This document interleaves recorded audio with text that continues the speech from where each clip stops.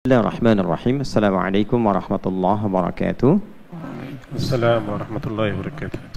Alhamdulillahi rabbil alamin. Wassalatu wassalamu ala rasulillahil karim nabiyyina wa sayyidina Muhammadinil amin wa ala alihi wa sahbihi ajma'in wa dhurriyyatihi wa ummatihi ila yaumiddin wa ba'd. Ahbaballahi wa ahbaba rasulihi sallallahu alaihi wasallam. أوصي نفسي وإياكم بتقوى الله فقد فاز المتقون فلا تموتن إلا وأنتم مسلمون فقال تعالى يا أيها الذين آمنوا اتقوا الله حق تقاته ولا تموتن إلا وأنتم مسلمون. Teman-teman dimanapun berada dan saudara-saudariku mu'takifin, mu'takifat, adik-adik, anak-anakku di Santimira, alhamdulillah pagi ini waktu Indonesia bagian Barat kita telah diberikan kenikmatan baru memasuki hari ke-22 di bulan Ramadan tahun 1446 Hijrah. Semoga sampai hari ini seluruh amal ibadah kita diterima oleh Allah Subhanahu wa taala. Doa-doa kita yang terbaik insyaallah dikabulkan oleh Allah Subhanahu wa taala. Alhamdulillah تدجل النعمة من الله سبحانه وتعالى بأن نصل ووصلنا الآن إلى يوم 22 من شهر رمضان المبارك في هذا العام. نسأل الله سبحانه وتعالى بداية أن يتقبل منا ومنكم جميعا صالح الأعمال ويتقبل ويجيب لنا دعاءنا الصالح لمصلحة دنيانا وأخرانا إن شاء الله. ففي هذه الحلقة تكون متميزة إن شاء الله بحيث يشارك معنا ويساهم معنا المشايخ من الأزهر الشريف وكذلك من دار الإفتاء المصرية. فنعرفكم أولا من هو بيميني الشيخ أحمد الطباخ وهو من دار الإفتاء المصرية. أهلا وسهلا بقدومكم. وأيضا من أنا على يميني الشيخ العلي وهو من الأزهر الشريف وهما الحمد لله يشاركان معنا في هذه الحلقة المباركة وبإذن الله تعالى يكون محورنا حول العشر الأواخر من رمضان تحت ضوء قول رسول الله صلى الله عليه وسلم التمسوها في العشر الأواخر من رمضان أي ما يتعلق بليلة القدر. Jadi pertemuan kita hari ini akan melanjutkan sesi pembahasan sebelumnya tentang keistimewaan 10 hari terakhir di bulan Ramadan yang diantara isyaratnya berpeluang mendapatkan Lailatul Qadar. Maka ada kalimat Nabi yang sangat spesifik bagi orang-orang yang mengharapkan mendapat malam Al-Qadar. Nabi mengatakan iltamisuha, maka berusahalah mencari, berusahalah merasakan malam Al-Qadar itu fil ashril awakhir min Ramadan. Ya, khususnya pada 10 hari terakhir di bulan Ramadan. Saya pernah sampaikan di pertemuan sebelumnya, boleh jadi di awal Ramadan, boleh jadi di pertengahan Ramadan, tapi juga ada motivasi kuat, hadis-hadis spesifik yang membahas tentang kemungkinan potensi datangnya malam Al-Qadar di akhir-akhir Ramadan. Fasu'al ya'ti ilaina jami'an kaifa naltamis lailatul qadri في العشر الأواخر من رمضان عندما قال رسول الله صلى الله عليه وسلم التمسوها فنسأل المصطفى صلى الله عليه وسلم يا رسول الله كيف نلتمس ليلة القدر خلال تعاملنا مع الباقيات من الأيام الرمضانية وخاصة في العشر الأواخر من رمضان. Kita bertanya, Nabi mengatakan coba cari, rasakan. Kita tanya balik, ya Rasulullah, bagaimana cara kita merasakannya? Bagaimana cara kita mencarinya? Maka disinilah insyaallah akan dimulai halaqah pagi ini dengan pemaparan pertama dari Syekh Ahmad Tabbakh yang akan memberikan gambaran kepada kita. Nabda biidznillah subhanahu wa ta'ala min Syekh Ahmad Tabbakh alladhi biidznillah sawfa yushir ilayna tariqat al-iltimas, kayfiyat al-istimas ala dawi qaulin Nabi sallallahu alaihi wasallam wa sunnatihi asy-syarifati ما يتعلق بالتماس الحصول على ليلة القدر بإذن الله سبحانه وتعالى. Kita akan berikan kesempatan pada Syekh Ahmad Tabbakh untuk memberikan gambaran isyarat tentang pencarian ini kepada beliau. Kita persilahkan, fa'alaihi falyatafaddal mashkura ma'jura. Assalamualaikum warahmatullahi wabarakatuh. Waalaikumsalam warahmatullahi wabarakatuh. الله وبركاته. بسم الله الرحمن الرحيم. الحمد لله رب العالمين، والصلاة والسلام على المبعوث رحمة للعالمين. صل اللهم وسلم وزد وبارك عليك يا سيدي يا رسول الله، عليك وعلى آلك وصحبك ومن سار على نهجك واستنى بسنتك إلى يوم الدين. في هذه الأيام المباركة نعيش في موسم من أعظم مواسم الطاعات، وقد خص الله سبحانه وتعالى أمة الحبيب المصطفى صلى الله عليه وسلم بالكثير من النفحات والفرص التي تتيح لهم يعني التقرب لله سبحانه وتعالى، تتيح لهم الأجر الكثير على العمل القليل، وهذا مما خص الله سبحانه وتعالى أمة الحبيب المصطفى صلى الله عليه وسلم به. Setelah beliau menyapa kita, memuji Allah Subhanahu wa taala, bersalawat terbaik kepada Rasulullah sallallahu alaihi wasallam, lalu beliau memberi pengantar terlebih dahulu.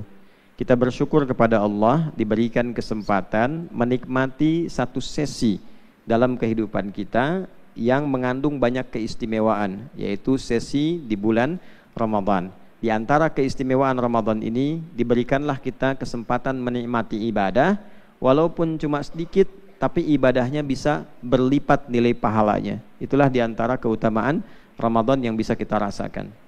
وقد كان أصحاب رسول الله صلى الله عليه وسلم يعيشون عامهم كله في رحاب رمضان، فقد أثر عنهم قولهم: اللهم سلمنا لرمضان وسلم رمضان لنا وتسلمه منا متقبلا يا أرحم الراحمين. فكانوا ينتظرون رمضان 6 شهور حتى يتجهزون ويعدون العدة لإحياء هذا الشهر المبارك تقربا لله سبحانه وتعالى. ثم بعد انقضاء رمضان يدعون ربهم سبحانه وتعالى 6 أشهر أخرى أن يتقبل الله سبحانه وتعالى منهم بالعبادة التي قاموا بها في هذا الشهر المبارك. Jadi teman-teman sekalian, kita bisa mengambil contoh bagaimana generasi sahabat ini memosisikan keutamaan Ramadan. Seakan-akan mereka itu hidupnya setahun penuh dengan Ramadan. Bagaimana memahami setahun penuh hidup dengan Ramadan itu, memanfaatkan keistimewaannya. Jadi kebiasaan para sahabat 6 bulan sebelum datang Ramadan itu sudah melatih diri, menyiapkan diri, minimal banyak berdoa supaya Allah memberi kesempatan mendapatkan kenikmatan di bulan yang istimewa ini. Jadi beliau ingin berikan gambaran saking istimewanya Ramadan, nggak ditemukan di waktu lain. Selevel sahabat tuh 6 bulan sebelumnya sudah banyak berdoa, menyiapkan diri. Lalu setelah sampai ke bulan Ramadan dan melalui Ramadan 6 bulan berikutnya itu berusaha memperbanyak doa supaya Allah menerima amal yang dikerjakan selama Ramadan. Jadi pembuktian diterima amalnya, pembuktian benar amalnya, itu dievaluasi 6 bulan setelah Ramadan, melihat perubahan mereka, lalu berdoa kepada Allah supaya Allah berkenan menerima amalan Ramadannya. Jadi kalau kita jumlahkan 6 bulan sebelum dengan 6 bulan setelah, seakan-akan mereka menikmati Ramadan selama setahun penuh. ولذلك قال صلى الله عليه وسلم: من صام رمضان إيمانا واحتسابا غفر له ما تقدم من ذنبه. فتخيل أخي الحبيب أن رسول الله صلى الله عليه وسلم وهو الذي لا ينطق عن الهوى إن هو إلا وحي يوحى، فالذي قاله صلى الله عليه وسلم هذا عن وحي من الله سبحانه وتعالى، أن الذي يقوم ويصوم هذا الشهر المبارك يغفر الله سبحانه وتعالى له ما تقدم من ذنبه. ومع ذلك جعل في الشهر نفسه ما يعني أعظم قربة، فقال فيه ليلة القدر، فقال ربنا سبحانه وتعالى: إنا أنزلناه في ليلة القدر وما أدراك ما ليلة القدر، ليلة القدر خير من 1000 شهر. تخيل يعني عبادة الشهر نفسه فيها كل هذا الأجر والثواب، ثم يخص الله سبحانه وتعالى ليلة كذلك في هذا الشهر المبارك فيجعل عليها من الثواب ما يربو على ثواب ويزيد على ثواب عبادة أكثر من 80 سنة. Kalau kita mau fokus mengapa para sahabat itu begitu bersungguh-sungguh mengejar keistimewaan Ramadan, maka setidaknya ada 2 faktor. Faktor pertama, adanya keterangan dan janji yang disampaikan lewat lisan Nabi Muhammad SAW akan hadirnya ampunan Allah untuk seluruh dosa yang pernah dikerjakan selama hidup. Ini didasarkan pada keterangan Nabi, ditemukan di Sahih Al-Bukhari, bahkan dimulai dengan nomor hadis yang ke-38 sebelum masuk Kitabus Shaum. Nabi mengatakan, "Man shama Ramadhana imanan wa ihtisaba, ghufira lahu ma taqaddama min dhanbi." Siapapun tanpa kecuali, laki-laki, perempuan, besar, kecil, tua, muda, yang menunaikan puasa khusus Ramadan, bukan bulan lain, bukan waktu lain, dilakukan dengan keyakinan pada Allah, diniatkan tulus mengevaluasi diri, maka puasa itu berpotensi menggugurkan seluruh dosa yang pernah dikerjakan selama hidup. Jadi Anda bisa bayangkan, tidak ada orang hidup tanpa dosa. Dari dosa mata sampai ke ujung kaki. Ini ada satu waktu semua dosa bisa digugurkan. Yang kedua, ada keistimewaan yang diburu juga untuk meningkatkan amalan. Jadi kalau Bapak misalnya ya, kita punya dosa banyak misalnya, gugur, kan baru 0 Pak. Amalnya belum ada. Dosanya baru habis, salahnya baru hilang, solehnya belum muncul. Nah, bagaimana menjadikan 0 itu minimal punya nilai baru? Maka diberi kesempatan salah satunya dengan munculnya malam istimewa yang diberikan keterangannya langsung oleh Allah Subhanahu wa taala. Pertama dengan turunnya surah Al-Qadar, surah ke-97. Inna anzalnahu fi lailatul qadar wa ma adraka ma lailatul qadar. Lailatul qadri khairum min alfi syahr. Tadi beliau sampaikan saking mulianya itu satu amalan di satu bulan ini bisa mencakup banyak waktu lainnya. Khusus untuk malam Al-Qadar itu satu kali dikerjakan amalnya nilainya lebih daripada 1000 bulan, yang bila dikonversi kurang lebihnya lebih daripada 80 tahun. Jadi kalau ada orang digugurkan dosa, nggak pernah beramal misalnya, ya sholatnya jarang, maaf saya tambahkan sedikit, puasanya misalnya sebelumnya nggak bagus, lalu dia taubat, diampuni dosanya semua habis, tapi kan belum punya amal.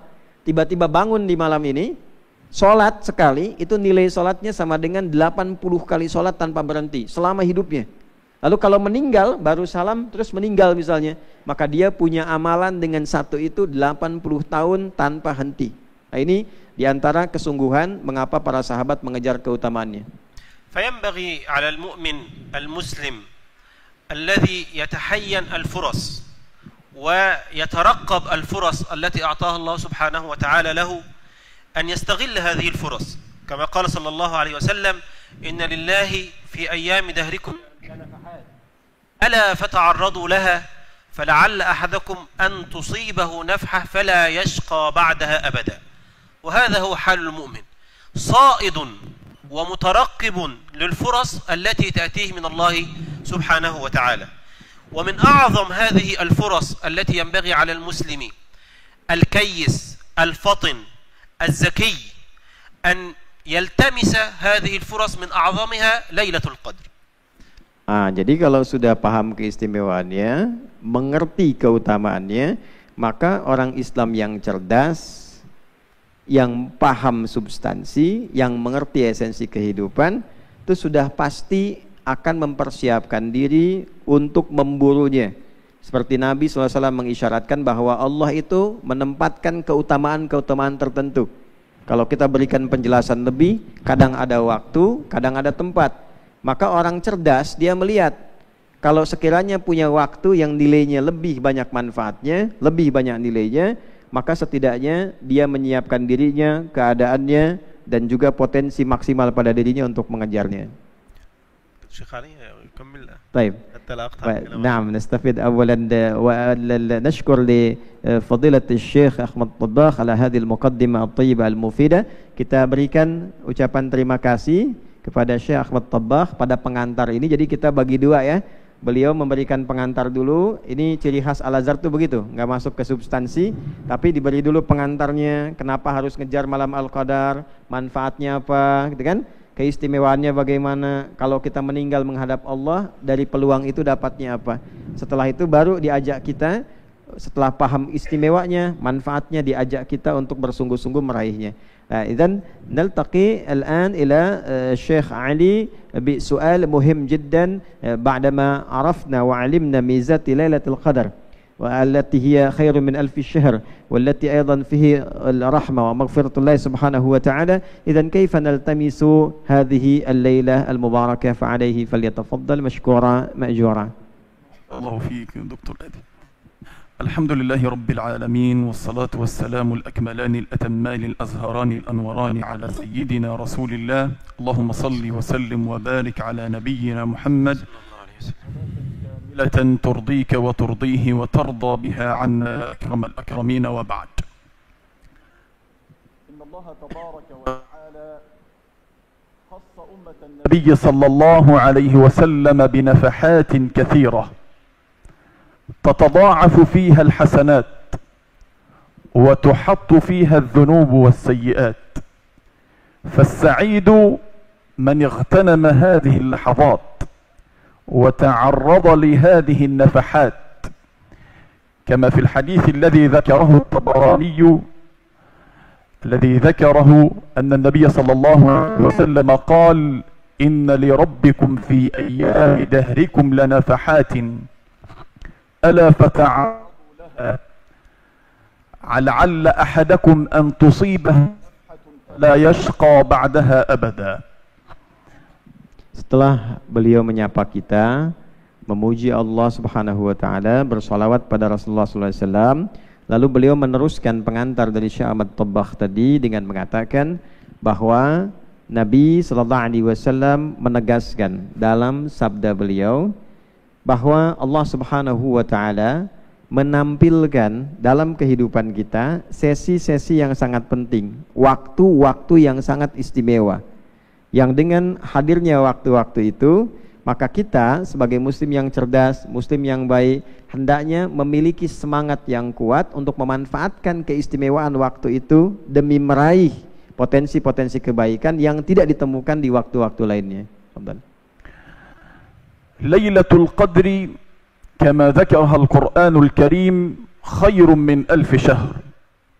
ذكر النبي صلى الله عليه وسلم كما روى ابن كثير في تفسيره عن مجاهد أن النبي صلى الله عليه وسلم ذكر للصحابة أن رجلا من بني إسرائيل لبس السلاح 1000 شهر، أي جاهد في سبيل الله 1000 شهر، فعجب الصحابة فبين الله تبارك وتعالى أن عبادة ليلة واحدة خير من عبادة 1000 شهر من الأمم السابقة، فنزلت سورة القدر، وهذه السورة العظيمة تفردت بالجميع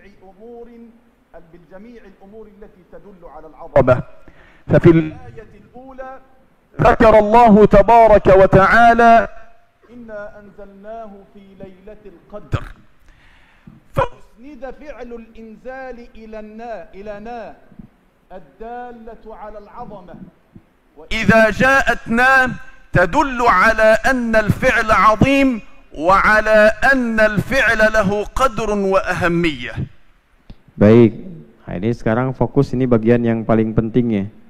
Jadi dalam salah satu tafsir yang sangat otoritatif Bapak Ibu sekalian, yaitu tafsir Ibnu Katsir, diriwayatkan dari Nabi sallallahu alaihi wasallam dan penjelasannya bersambung sanadnya kepada Imam Mujahid rahimahullahu taala, bahwa terkait dengan sebab nuzulnya ayat Lailatul Qadri khairum min alfi syahr.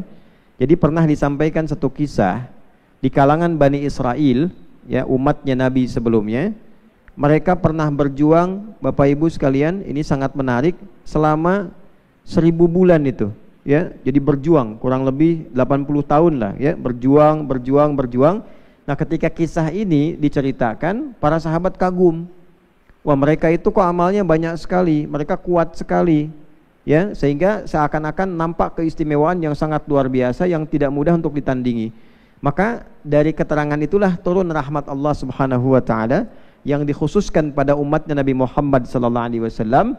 Diberitakanlah kalau umat dulu berjuang kelihatannya banyak, lama, maka umat Nabi Muhammad bisa mendapatkan kemampuan itu sama nilai dengan itu dengan ibadah 1 malam saja. Jadi kita bayangkan, saking utamanya Nabi Muhammad SAW, utamanya umat Nabi Muhammad itu ibadah dalam satu malamnya bisa menyamai ibadah orang-orang dulu yang dilakukan dengan masa yang serupa.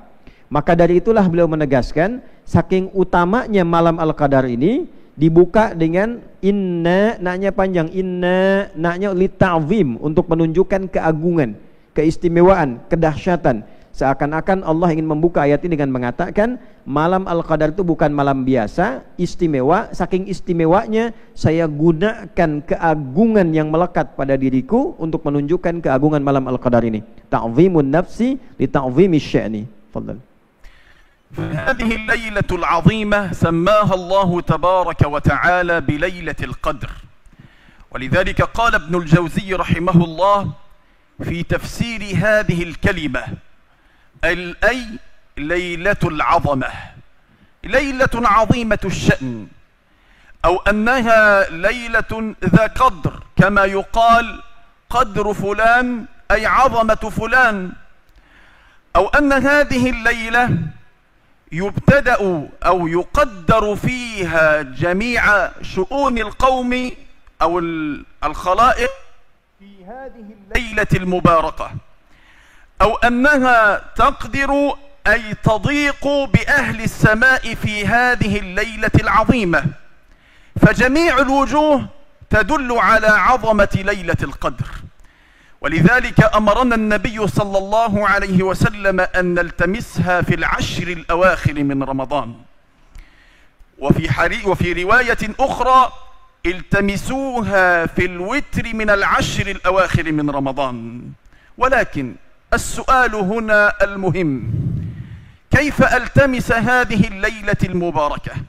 هل صيامي وصدقتي وقيامي يؤهلني إلى هذه الليلة المباركة لأجل أن أكون من أهلها؟ إن النبي صلى الله عليه وسلم أرشدنا وأرشد معاذ رضي الله عنه وأرضاه إلى هذا العمل العظيم. لما أراد معاذ رضي الله عنه وأرضاه سفرا قال يا رسول الله أوصني، فقال النبي صلى الله عليه وسلم له أخلص دينك يكفيك العمل القليل. فالعبرة عندنا ليست بكثرة الأموال ولا بكثرة الأعمال ولا بقيام الليل ولا بصيام النهار، وإنما المقدار هو الإخلاص. ولذلك صدر الإمام البخاري كتابه بحديث عظيم الذي رواه أمير المؤمنين عمر: كل عمل ابن آدم له، إنما الأعمال بالنيات وإنما لكل امرئ ما نوى. Kalau kita kaji dalam pendekatan tafsir dulu, maka Ibnu Jauziyah mengatakan dalam tafsirnya rahimahullahu taala, makna qadar itu bimakna ta'zim, azamah, karena dibuka dengan inna tadi menunjukkan azamah. Di bahasa Arab tuh begini Pak, kalau ditanya misalnya kamu qadruka, itu kan, itu bimakna azamuka, berapa nilaimu, berapa keagunganmu. Jadi ketika disebutkan inna anzalnahu fi lailatul qadar, ingin memberikan kesan dengan kata qadar ini adalah takaran kemuliaan keagungannya. Saking agungnya digunakan kata qadar, bukan kata azamah lagi, untuk memberikan kesan keagungan ini hanya bisa dirasakan sesuai dengan ukuran-ukuran kita untuk bisa meraihnya. Itu gambaran awal secara tafsir. Kemudian dalam konteks pencarian ini, maka beliau merinci dari keterangan tadi hadis Nabi SAW yang memberikan penjelasan kepada kita. Setelah mengetahui kadarnya, setelah mengetahui kemuliaannya, maka diminta kita untuk serius mendapatinya. Di antaranya pencapaian itu bisa dilihat dari petunjuk Nabi SAW ketika beliau mengutus sahabat Muadz, ya, juga mengutus beberapa yang lainnya, memberikan kesan kepada kita semua tentang pentingnya amalan ini. Apa wasiat Nabi untuk memberikan gambaran pada kita mendapati malam Al-Qadar ini? Yang pertama kata Nabi, hei, ukurlah amalanmu dengan keikhlasanmu, bukan besar dan kecilnya amalmu. Keikhlasanmu, bukan besar dan kecilnya amalmu. Maka ukuran standar ini dikembalikan parameternya atau ukurannya pada hadis Nabi SAW yang disebutkan oleh Imam Al-Bukhari dalam kitab beliau di topik pertama kitab Bad'ul Wahyi, nomor hadis yang pertama, riwayat yang tersambung dari Amirul Mukminin Abi Hafs Umar bin Al-Khattab radhiyallahu taala anhu, dari Nabi SAW beliau bersabda, innamal a'malu binniyat wa innama likulli imri'in ma nawa, faman kanat hijratuhu ila Allah wa rasuli fa hijratuhu ila Allah wa rasuli, wa man kanat hijratuhu lidunya yusibuha aw imra'atin yankihuha fa hijratuhu ila ma hajara ilai. Maka ini jadi standar, inilah yang akan jadi ukuran kesuksesan Ramadan kita untuk mengantarkan kita pada malam Al-Qadar. Jadi yang dilihatnya bukan banyaknya rakaat tarawih atau sedikitnya, banyaknya bacaan Quran atau sedikitnya, untuk merasakan dapatnya malam Al-Qadar itu, maka bagaimana kita mendapatkan ikhlas, ukuran ikhlas amal sampai setidaknya pada malam kita akan menikmati akhir-akhir Ramadan. Maka di akhir, setelah dapat keikhlasan ini, merasakan kenikmatan ibadah, kenikmatan inilah yang digunakan untuk meraba-raba datangnya Ramadan. Di poinnya begini, kalau kita nggak sampai ke level ini, untuk merabanya susah. Kata Nabi kan iltamisuha, raba-rabalah datangnya Ramadan, malam Al-Qadar ini di penghujung Ramadan. Nah sekarang kita pengen meraba, apa yang kita gunakan untuk meraba datangnya Al-Qadar ini? Maka faktor yang pertama, hadirnya keikhlasan amalan sampai kita menikmati ibadah, sehingga mampu membedakan setiap malam itu dengan hadirnya karunia Allah Subhanahu wa taala. فإذا كان الإنسان صادقا في نيته يبتغي ما عند الله تبارك وتعالى نال المكافأة العظمى، انطلاقا من حديث رسول الله صلى الله عليه وسلم: ومن قام ليلة القدر إيمانا واحتسابا غفر له ما تقدم من ذنبه.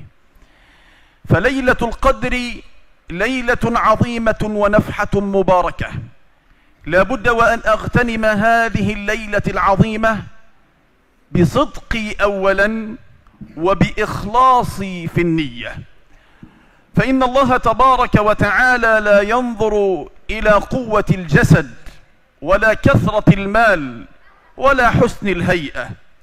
لذلك قال النبي صلى الله عليه وسلم: إن الله لا ينظر إلى صوركم ولا إلى أجسامكم ولكن ينظر إلى قلوبكم وأعمالكم. Jadi teman-teman tadi kan bagian pertama sudah dapat ya. Kalau ingin meraih malam Al-Qadar, maka ukuran pertama kita harus bisa merasakan nikmat Allah di setiap malam-malam Ramadan itu. Sehingga dari situ punya feeling, punya rasa, oh malam ini beda nih, lain ini dibandingkan malam yang lainnya. Nah untuk mendapatkan feeling itu, rasa itu, pertama hadirkan keikhlasan dulu dengan benarnya niat. Jadi kalau belum dapat merasakan kenikmatan, taraweh biasa-biasa saja, rasanya nggak ada perbedaan. Nah itu untuk merasakan datangnya malam Al-Qadar nggak mudah. Maka dari itu, setelah mendapatkan rasa ini, yang dihasilkan keikhlasan tadi, coba ikhlaskan lagi sehingga punya rasa berbeda, maka mulailah kemudian dengan ikhtiar menikmati sholat malamnya. Maka beliau mengutip salah satu hadis yang disampaikan oleh Nabi SAW melengkapi yang pertama tadi, diriwayatkan oleh Imam Al-Bukhari dalam Kitabus Shaum tentang Fadlus Shaum. Beliau mengatakan, man qama lailatal qadri imanan wahtisaba ghufira lahu ma taqaddama min dzambi. Jadi di situ ada clue-nya Pak Bu. Siapa yang menunaikan salat bersamaan dengan malam Al-Qadar, dilakukan dengan keimanan, keikhlasan untuk mengevaluasi dirinya, maka ada potensi diampuni ia dari semua dosa-dosa yang pernah ia kerjakan selama hidupnya. Lihat clue-nya di situ. Ikhlas. Jadi ada feel di situ. Begitu feel-nya dapat, salat. Maka ikhtiarnya menjemput dengan ibadah berupa salat diantaranya. Cara untuk merasakan datangnya sensasi malam itu diawali dengan keikhlasan pada Allah Subhanahu wa taala. فينبغي للإنسان أن يحسن العمل وأن يحسن الطلب في هذه الليلة المباركة، لأنه إذا أحسن العمل وأحسن الطلب وكان صادقا في ذلك أعطاه الله ما أراد. ولذلك روى ابن أبي حاتم عن الحسن البصري أنه قال أن رجلا قال: لا والله لأعبدن الله عبادة أذكر بها، يعني سأعبد الله عبادة عبادة أكون مضرب الأمثال بها بين الناس. يقولون فلان العابد، قال كان أول من يدخل إلى المسجد وآخر من يخرج منه، في وقت الصلاة قائم يصلي يفعل العبادات يزكي يتقرب إلى الله تبارك وتعالى، ولكن ليس لأجل الله. فكلما مر بأناس يقولون انظروا إلى فلان المرائي، ظل على ذلك 7 أشهر ثم قعد مع نفسه وقال ما لي لا أذكر إلا بشر، والله لأجعلن عبادتي كلها لله. قال الحسن البصري لم يزد على ما كان يفعل إلا أنه غير نيته تماما. أنت تصوم مع الصائمين وتقوم مع القائمين، ولكن غير النية، لا تجعل صيامك وقيامك مع الناس وحسب، تسير معهم كما يسيرون، لا. يقول فكلما مر بأناس بعدما غير نيته يقولون رحم الله فلانا الآن. فهذا هو العمل الأول في التماس ليلة القدر. Ini bagian terpenting yang harus kita catat karena boleh jadi tidak kita dapati di pertemuan-pertemuan yang lainnya. Kalau sudah berusaha kita membenarkan niat, mengikhlaskan hati kita, ya, tolong dicatat nih adik-adik, jangan ngobrol ya. Yang di depan yang ngantuk gerak-gerakan dulu. Ya. Nah, teman-teman yang tersambung dengan kita di luar semuanya fokus. Ya. Jadi kalau di sini tidak fokus, boleh pulang. Ya, karena kasihan yang mau datang juga punya kesempatan, dan kita sekarang tersambung dengan teman-teman yang ingin belajar dengan baik supaya kalau nanti ngobrol Ustadz yang terjemahkan juga menjadi terganggu. Oke? Nah, musyrifnya ditemani ya, dilihat. Kalau tidak musyrifnya yang pulang. Baik.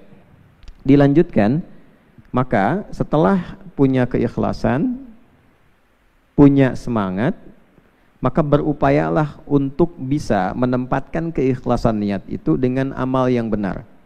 Beliau tadi mengutip satu kisah yang disampaikan oleh Al-Imam Hasan Al-Basri, tersambung sanadnya nanti pada sahabat mulia Ubadah ibn Samit radhiyallahu ta'ala anhu, bahwa ada seorang begini, Bapak Ibu ini penting sekali, dia ibadah itu rajin sampai 7 bulan, sampai masuk keluar masjid, tapi motivasinya supaya mendapatkan penilaian dari orang agar disebut ahli ibadah. Disebut ahli ibadah. Jadi begitu setelah 7 bulan tidak mendapatkan rasa apapun dari ibadahnya, hampa aja. Dan tidak ada yang menyebut dia sebagai ahli ibadah, kecuali kecil aja gitu. Nah, ketika tidak merasakan itu, dia melihat ada yang salah pada dirinya. Sehingga dikonsultasikan keadaan itu, maka digambarkanlah ada yang tidak tepat.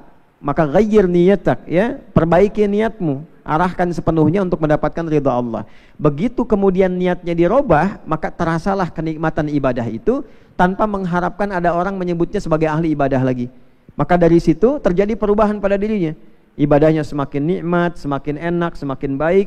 Maka Imam Hasan Al-Basri memberikan komentarnya, maka sungguh rahmat Allah telah diberikan kepadamu karena engkau mampu merubah niat tadi. Dari yang mulanya ingin disebut oleh orang sebagai ahli ibadah, sekarang berubah menjadi orang yang sangat menikmati ibadahnya.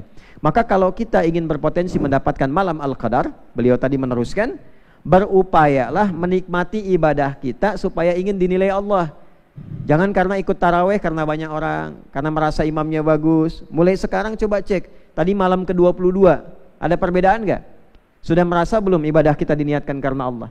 Atau karena orangnya banyak? Atau karena imamnya bagus? Atau karena di masjid tertentu? Kalau masih seperti itu, nanti feel untuk merasakan malam Al-Qadarnya tidak mudah. Nah, untuk itulah beliau memberikan nasihat, jalan terbaik, langkah pertama untuk merasakan malam Al-Qadar adalah awali dengan merubah niat kita menjadi lebih baik sehingga merasakan kenikmatan ibadah yang diawasi oleh Allah Subhanahu wa taala. فهذا هو الطريق الأول أن أكون مخلصا.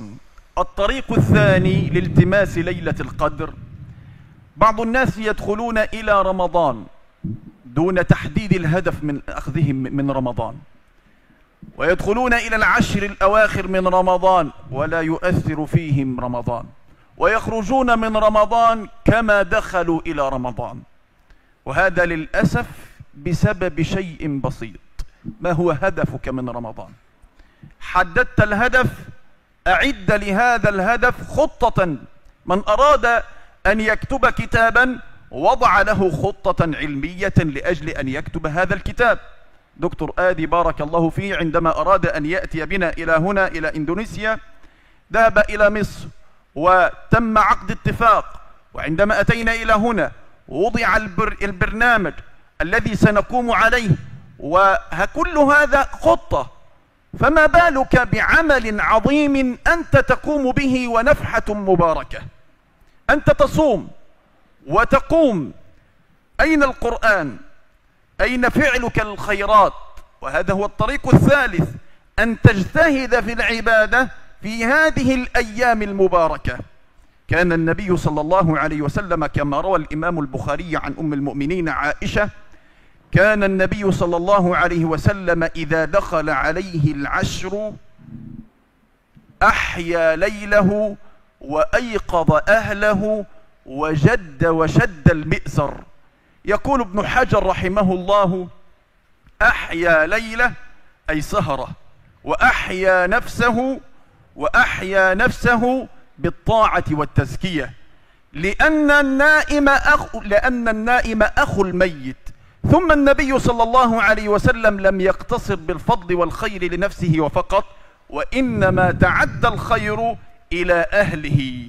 وشد المئزر أي اجتهد النبي صلى الله عليه وسلم في العشر الأواخر ما لم يجتهد فيها في غيرها. Baik, jadi di akhir penyampaian beliau tadi ini menekankan dua hal lagi. Setelah niatnya ikhlas, yang kedua, ini tidak kalah penting, tentukan target.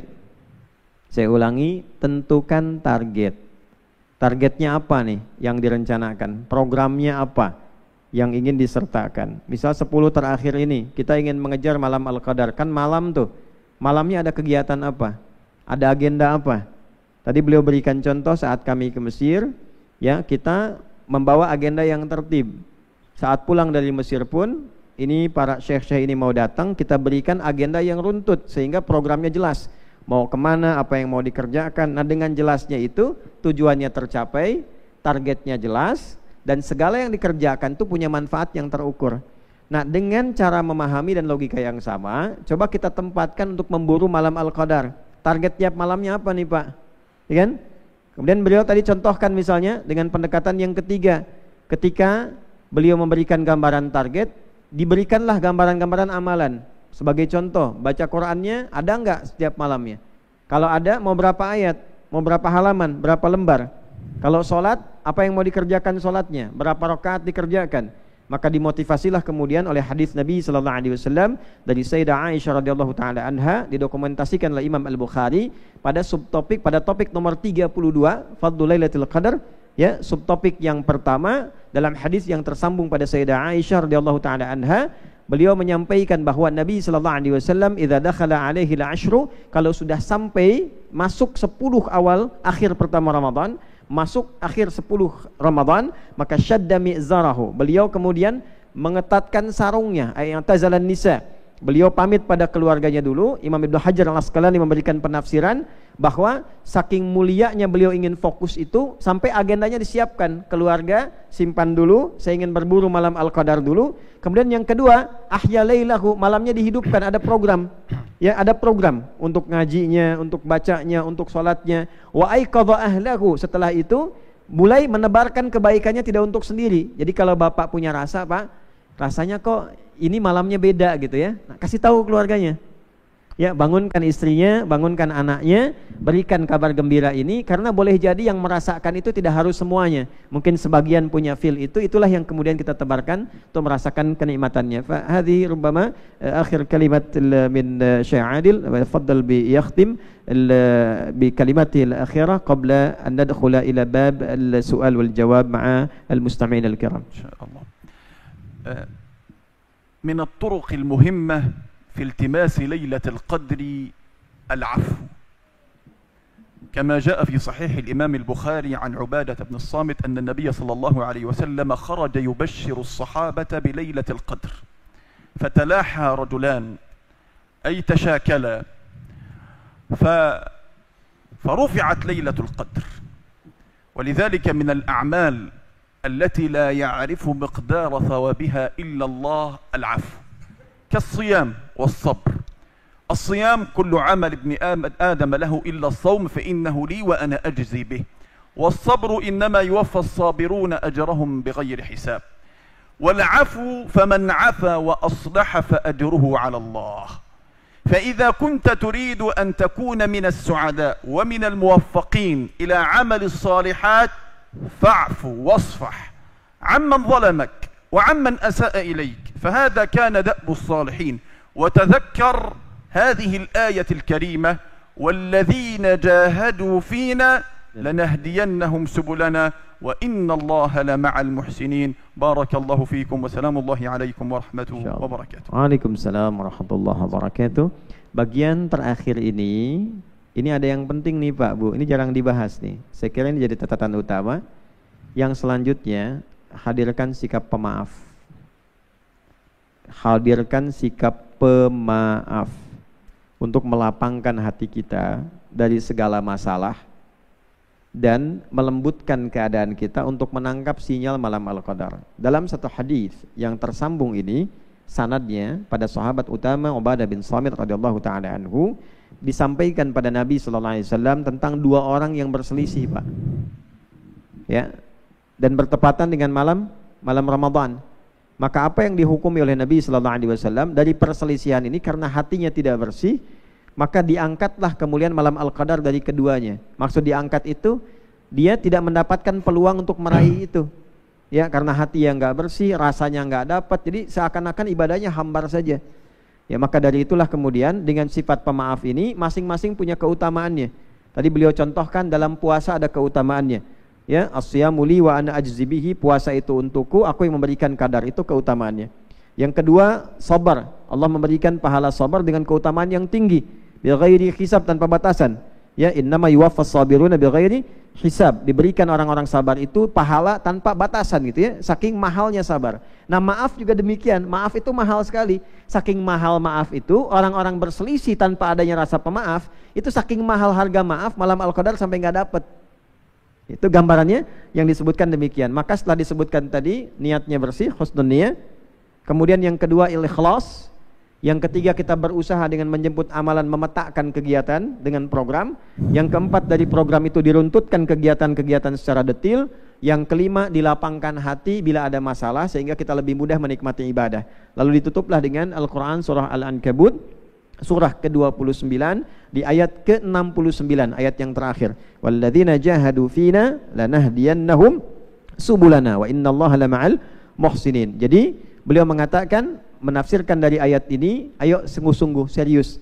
Karena ketika kita sungguh-sungguh, walladzina jahadu fina, kalau orang-orang mulai serius, mulai sungguh-sungguh, lanahdiyannahum subulana, kita akan tunjukkan, kata Allah, jalan-jalan terbaik yang kami siapkan. Jadi di antara jalan kebaikan yang terbaik itu malam Al-Qadar. Kalau pengennya serius, sungguh-sungguh, maka sungguh bagi orang yang demikian Allah itu maha membalas dengan nilai-nilai kebaikan yang tinggi.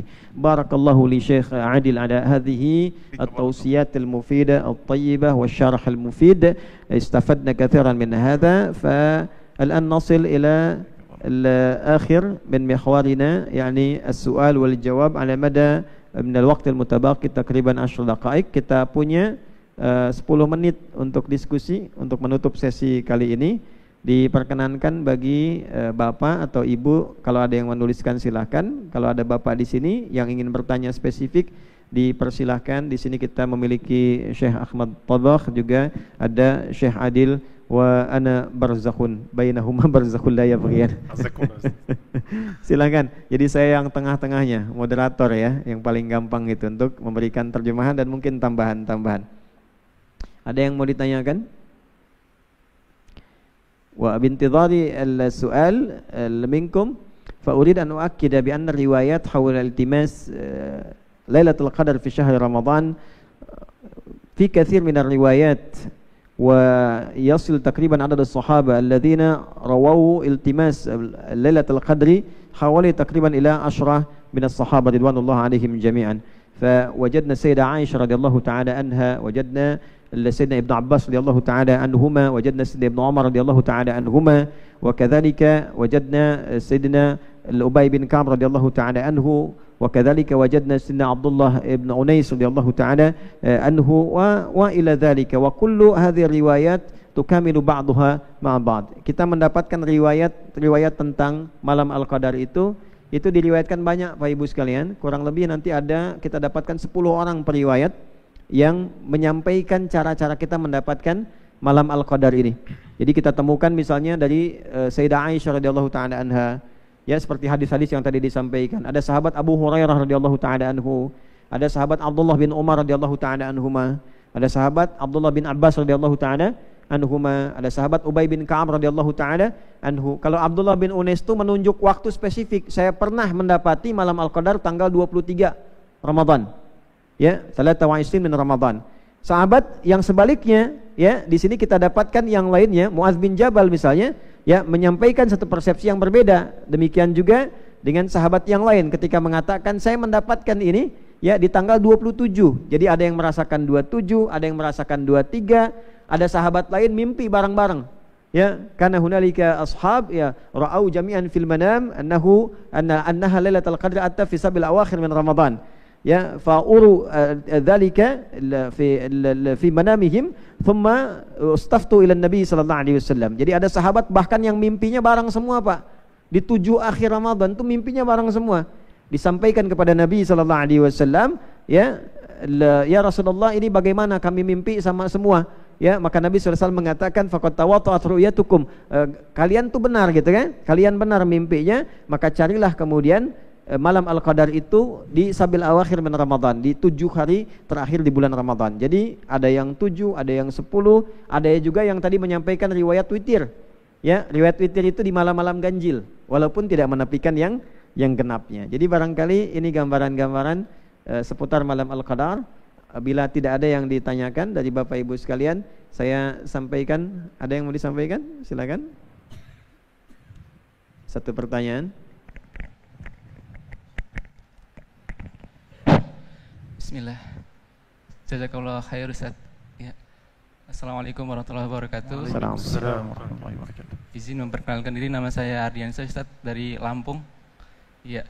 Yang saya ingin tanyakan terkait dengan keikhlasan mengharapkan kemuliaan di malam Lailatul Qadar itu, indikator daripada keikhlasan itu sendiri tadi sudah dijelaskan secara jelas, secara rinci, dengan indikator yang saya pahami tadi, salah satunya adalah dengan tidak mengharapkan penilaian dari manusia atau seseorang itu.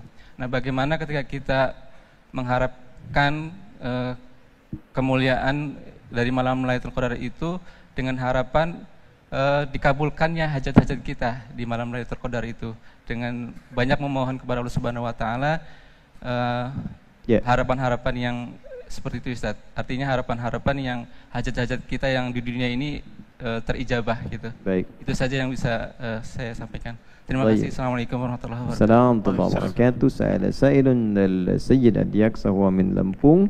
Sa'alana فقد تفضلتم من شرحكما حول التماس الحصول على ليلة القدر ومنها الإخلاص وحسن النية، ومن ضمن هذه الإخلاص من معاييره يعني نحاول أن نواجه عملنا خالصة لله سبحانه وتعالى بغض النظر عن الاهتمام بالناس. والسؤال يأتي كيف إذا نحن نحاول أن نوجه نيتنا لله ولكن في رغبة أيضا للحصول على استجابة من الدعاء، هل هذه ينقص من إخلاصنا؟ نحن نرغب في الله سبحانه وتعالى أن يجيب دعاءنا، ويرغب في ليلة القدر أيضا أن يستجيب من دعائنا الخالص، ولكن في ذلك الوقت نحاول أن نوجه عملنا لله. القضية رغبة على استجابة الدعاء، هذا ينقص من نياتنا العبادة لله سبحانه وتعالى ولا لا؟ نبدأ من شيخ. يقول بسم الله الرحمن الرحيم. يقول ربنا سبحانه وتعالى وما أمروا إلا ليعبدوا الله مخلصين له الدين. وعامة الأعمال في الإسلام إنما هي تأتي بتدريب النفس وتعويدها، لأن هذه النفس يعني نفس بشرية ليست نفسا كاملة، نفس تميل أحيانا إلى العجب بنفسها، تميل إلى استكثار ما تعمل، تميل إلى أن تحس بأنها قد أنجزت عملا. كل هذه الأشياء ربما تقدح وتنقص من أجر العمل عند الله سبحانه وتعالى. ولكن حسبنا قول النبي صلى الله عليه وسلم إنما الصبر بالتصبر والحلم بالتحلم والعلم بالتعلم. فالإنسان إذا يعني جاهد نفسه ودرب نفسه وعاود مرة بعد مرة يوشك أن يصل. هكذا يكون الإنسان. ربما في أول أمره إذا عرض عمله على نفسه ربما يعني ورأى أنه للنفس حظ، كما يقول حظ النفس من الشيء يعني، ولكن هذا لا ينبغي أن يسيطر عليه، وينبغي أن كلما يعني كما قيل يعني إذا شك الإنسان في عمله فهو من المخلصين. أما إذا اطمأن وقال خلاص أنا هكذا فعلت ما علي وزيادة وغير ذلك وأنا في المربع الآمن كما يقولون، فهذا هلك والعياذ بالله. لكن ما دام يجاهد نفسه وما دام يتهم نفسه وما دام يحرض نفسه على مزيد من العمل وما دام يعني يقول أنا أشك أنني فعلت هذا سأتخفى، أشك أنني قد يدخل الرياء إلى قلبي، ما هذا الذي يقول ذلك هو الذي يوشك أن يصل. أما إذا اطمأن وركن إلى نفسه واعتمد على عمله فهذا والعياذ بالله الذي يعني يخشى عليه. والله سبحانه وتعالى أعلى وأعلم.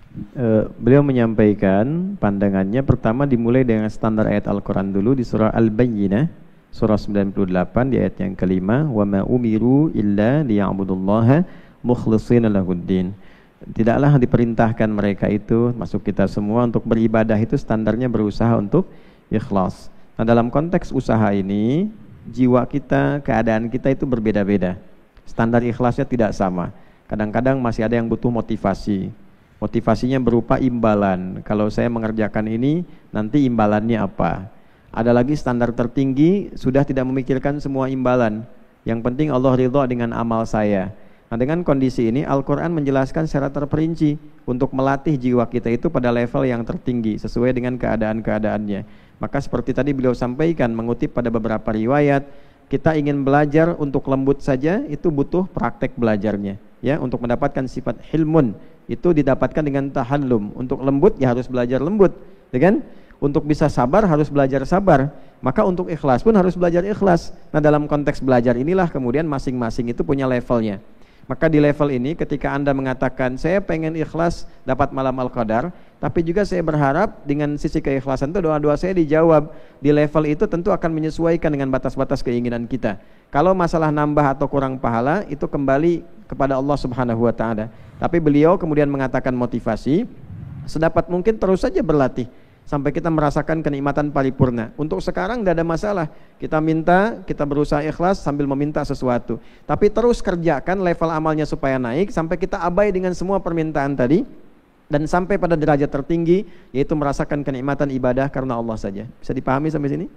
Baik. في الإضافة زيادة من الشيخ العلي تفضل. بارك الله في الدكتور أحمد، يعني أفاض وأجاب، ولكن إجابتي على سؤالك أقول بأنه ليس معنى أنني لم يستجاب لدعائي أنني غير مخلص. هذا مفهوم خاطئ.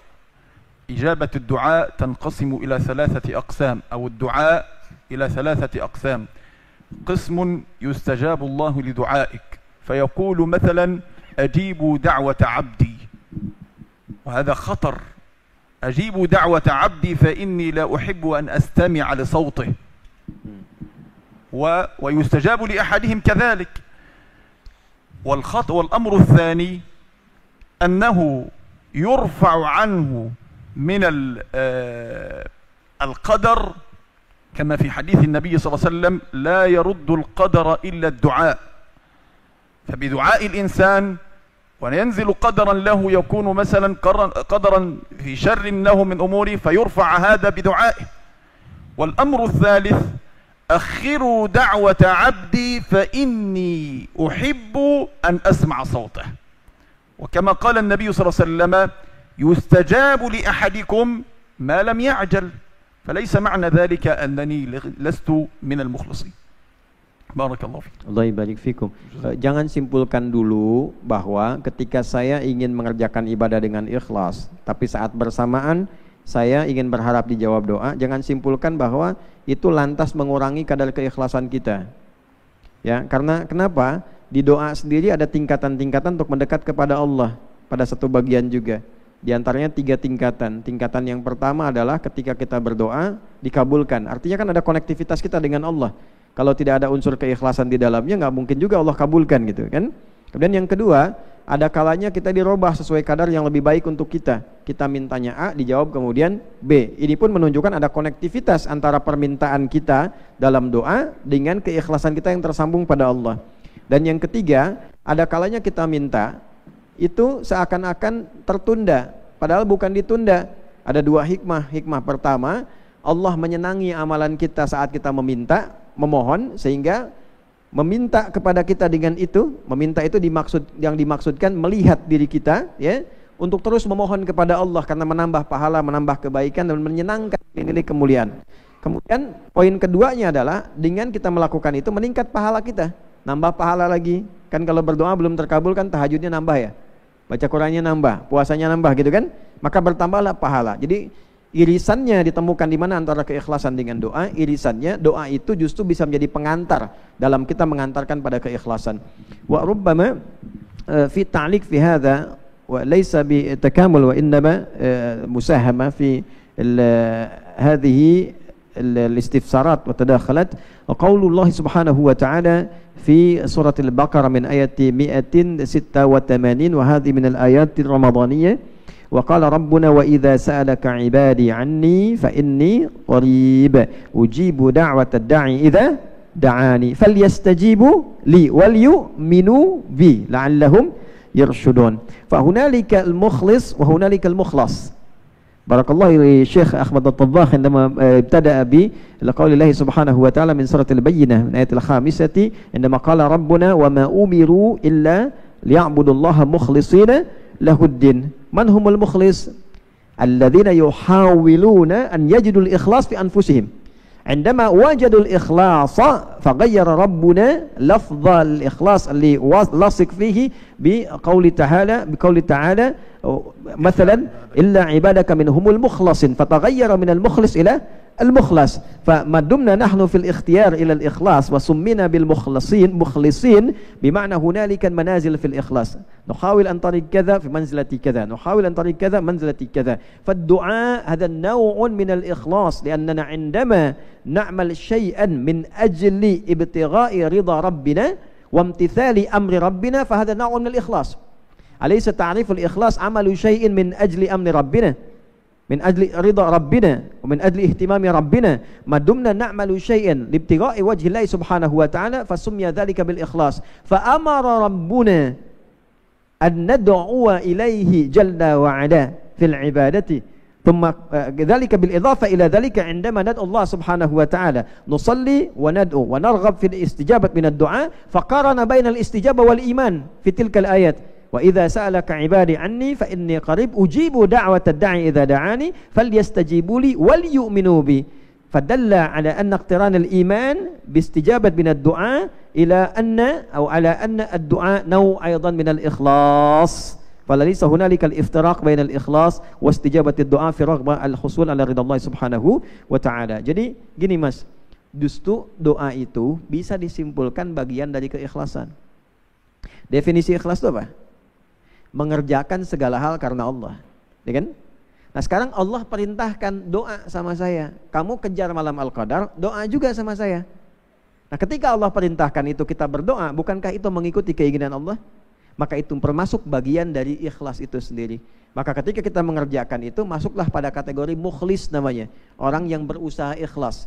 Dalilnya wa ma umiru illa liya'budullaha mukhlishina lahuddin. Ketika dapat keikhlasan itu, maka berubahlah katanya dari mukhlis menjadi mukhlas. Contohnya di Quran surah Al-Hijr di ayat ke-40, illa ibadaka minhumul mukhlasin. Jadi ada mukhlis, ada mukhlas. Wallahu taala a'lam bissawab. Ini demikian yang kita bahas di pagi hari ini. Untuk anak-anakku ini pembuka ya. Tadi malam bangun baru jam 2 ya. Kemudian kita qiyam, tahajud, alhamdulillah. Siap-siap sahur ya, kemudian setelah itu zikir lagi, langsung ke halaqah. Jadi perjuangan pertama ini butuh perjuangan yang cukup luar biasa ya, tapi sudah bagus hari ini ya. Jadi nanti untuk besok sudah mulai terbiasa lagi mulai terbiasa lagi. Lihat kakak-kakak kalian tuh, ya kakak kalian masya Allah mencatat tuh ya. Rani ada mencatat, tuh Azam mencatat, Akhtar satu baris tuh catat. Oh 2 halaman, ya. Keizan, Amil tuh ya mencatat. Yang lain yang tidak mencatat sudah hafal ya, tanpa mencatat ya, insyaallah ya. Jadi yang adik-adik nih kelas 4, kelas 5, lihat kakak-kakaknya tuh ya, yang bajunya hitam-hitam tulisan merah itu ya, tapi kulitnya putih-putih, pecinya hitam lagi ya.